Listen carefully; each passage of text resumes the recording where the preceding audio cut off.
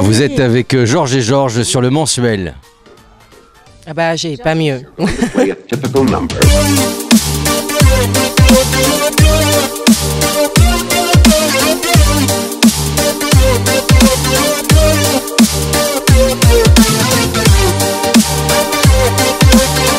C'est chaud, on est un peu plus tendu que d'habitude parce que c'est une reprise. Pour nous, ça fait 6 mois qu'on l'a pas joué. Ouais.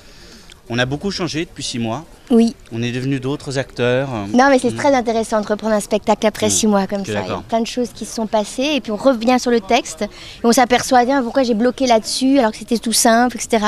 Et puis on redécouvre des choses, Ah oui. je sais pas toi, Ouais, mais ouais. j'ai l'impression de redécouvrir le texte une deuxième fois et c'est très agréable. Ah non, ne me dites pas que vous avez osé. Pardon? Faire éruption ici, chez moi, auprès de ma femme et mes enfants. Mais quelle indécence! Non, non, monsieur Putain, monstre, salaud! Non, non, monsieur Je n'ai Fido. rien! Ça ne vous suffit pas, rien? Qu'est-ce qu'il vous faut? Moins que rien, 3 fois rien? Bah prenez ça, et puis prenez ça, et puis ce que vous voulez tout. Allez-y, on va prendre ça aussi. Allez-y, et puis bah, Arrêtez maintenant! pardon? Bah, pas le caleçon, enfin, c'est inutile. Oh, alors la docteur, tous mes compliments. J'aurais jamais cru qu'il accepterait aussi vite d'être sculpté. Ah, vous êtes devant Georges vous, et madame. Georges et madame, Georges Feydeau et Marianne, sa femme. Tout ce qui est raconté dans la pièce est vrai. C'est-à-dire que Éric Emmanuel s'est inspiré que de faits réels de la vie de Georges Feydeau. Alors après, Au départ, effectivement. parti dans un délire après, hein, mais la base est juste. Ouais. Vous avez une femme légère. Non, une jeune femme de compagnie. Elle n'est pas du tout légère, de bonne compagnie, de très bonne compagnie. C'est une péripie parthéticienne. Et on a une reine magistrale.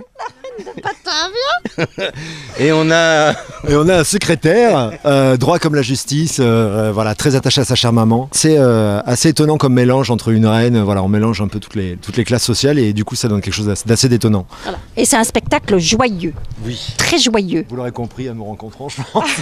Je suis victime d'une inversion. D'une inversion! Mon corps exprime le contraire des émotions que je ressens. Quand je devrais rire, je pleure. Quand je devrais pleurer, je ris. Moi, j'ai jamais rencontré ça. C'est insupportable. Je suis obligé d'aller à la Comédie Française, m'enfiler des tragédies de Corneille et de Racine pour pouvoir rigoler un peu.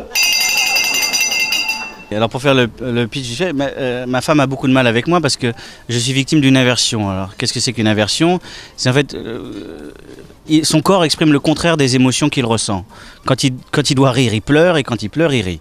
Donc je vous laisse imaginer les situations cocasses dans lesquelles ça le met et comment ça peut énerver sa femme. Chacun des personnages vit un vrai drame, quelque chose de fort intérieurement, même si ça se voit pas forcément sur scène. On vit tous quand même, on traverse quand même des émotions fortes dans nos quêtes respectives. Je parle des personnages, mais c'est établi et c'est montré sous la face lumineuse et joyeuse. Mais derrière ça, il y a quand même un drame qui se joue et c'est ce qui donne quand même un peu de profondeur, j'ose espérer, au travail qu'on fournit. Croyez-moi, on en su. Mon français n'est pas bon, mais je sais ce que je dis. J'ai besoin d'un faux. Parce que je dois apprendre à rire. Mon docteur m'a dit que pour vivre vieux, il faut beaucoup rigoler. Grigoler. Rigoler? Je n'ai jamais rigolé de ma vie. Pas une fois, jamais. Rien ne me fait rire. Apprenez-moi, je veux vivre vieille. Mais ça, c'est déjà en partie gagné, non? Bah vous savez, on n'a pas trop d'images de Georges Feydeau, on ne sait pas trop comment il était dans la vie finalement et c'est toujours d'endosser un personnage historique, c'est jamais évident parce qu'on n'a pas envie de trahir la personne qu'il était. Maintenant c'est tellement loin aussi dans l'absurde comme disait Christelle qu'on peut se permettre quelques écarts, on va dire. Il y a beaucoup de fantaisie. On peut être inventif tous les soirs. Exactement. On a une mise en scène qui est très libre, aussi très rigoureuse, mais aussi avec beaucoup de liberté. Beaucoup non de vie. On peut Très s'amuser. vivante. Oui, enfin ça c'est toi qui le dis. Moi je prends pas cette responsabilité, mais voilà, donc Véronique a un jeu très créatif. Bonjour. Marie-Adélaïde, reine de Batavia. Allons bon, une folle. À qui ai-je l'honneur? Édouard, prince de Galles. J'en ai bouché un coin, la démonte. Éric Emmanuel a complètement repris la langue de Georges Feydeau, il s'est approprié l'écriture de Georges Feydeau, il en a fait une pièce Alors après, à vous de nous dire si c'est réussi ou pas. En tout cas, nous, on s'amuse bien, vraiment. C'est l'auteur le plus lu des auteurs les plus lus dans le monde, voire même les plus joués. Et puis lui, il l'a pris, je pense, comme une forme d'hommage qu'il rend à l'auteur. Donc effectivement, vous avez des parfums de Feydeau, néanmoins, ça reste une pièce de Schmitt, parce qu'il prend tous les codes de Feydeau, il les pousse à l'extrême, jusqu'à la folie furieuse, quoi. Donc c'est pas une pièce de Feydeau, c'est une pièce où il y a des parfums de Feydeau, où on retrouve effectivement ces personnages, mais ça reste une pièce de Schmitt. Ça court, ça claque des portes, ça saute, ça fait, il y a des effets spéciaux. Enfin, des effets spéciaux, oui. Bah oui, il y a des effets spéciaux, il y a une chaise magique qui nous transforme. Ouais. Non, je pense que généralement on prend un petit peu de poids en tournée, vous savez, on prend 3-4 kilos parce que les restaurants après, là je pense qu'on va en perdre plutôt 3-4 kilos. Toi. Bonjour Jojo. Moi c'est Lucette. Ah bonjour Lucette. Oh bah non, pas de cérémonie, dis Lulu s'il te plaît. Quand tu dis Lucette, j'ai l'impression d'être ma mère. Elle s'appelle Lucette? Bah non, Marguerite, pourquoi?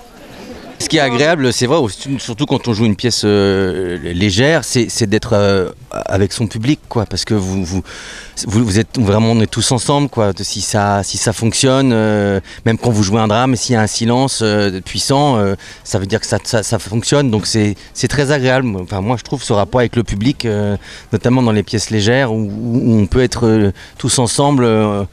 Voilà, on ressent les choses très vite, quoi. Même si on ne fait pas une comédie, ce qui est génial quand on est comédien, c'est de pouvoir vivre les sentiments à l'extrême et de vivre des choses qu'on probablement on vivra jamais. C'est jouissif. Alors quand en plus on nous autorise ça, on y va gaiement. Hein. Mon Dieu, Georges, soyons polis, c'est quelqu'un d'important, c'est quelqu'un d'important. Monseigneur. Monseigneur. Alors, vous renseigner. Et voilà, ça me reprend, c'est toujours comme ça. Quand je suis trop ému, j'aboie. C'est un exercice de style, écrit de main de maître par Éric Emmanuel Schmitt, mais c'est vrai que c'est pas facile parce que c'est de l'absurde, c'est du naïf, il faut en même temps avoir 2 ans et en même temps avoir 80 ans avec beaucoup de sagesse pour accepter cette pièce. Enfin, ça demande plein de choses, mais c'est un grand mélange, comme un checker, où il a réuni plein de pièces de Feydeau, plus une vision personnelle dessus, et c'est déjanté, c'est fou. Mais c'est vrai que c'est un plaisir à jouer et quand le public part avec nous, ça devient une spirale qui nous emmène assez loin. Ouais, c'est un bonheur, un vrai bonheur. C'est une pièce chorale et c'est une pièce où on a une équipe formidable, donc on s'amuse vraiment beaucoup à la jouer et j'espère que tout le monde s'amusera énormément à la voir. Ouais.